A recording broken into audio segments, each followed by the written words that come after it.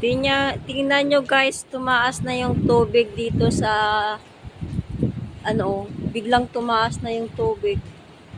Dahil dito sa Baguio, sa Taiwan. Ito po yung ngayon ang sitwasyon dito sa amin. Dito. Yan.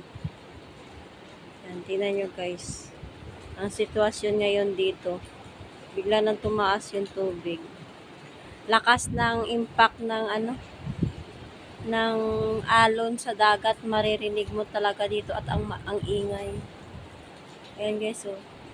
Yan, ilog yan. Ilog yan, tagos yan doon sa dagat. Yan. Ito ngayon yung sitwasyon dito ay maulan. Yan, malakas yung ulan. Grabe, ang lakas ng hangin. Ay. Grabe guys, oh, ang lakas ng hangin. Ayun pa, oh. Nakakatakot yung hangin.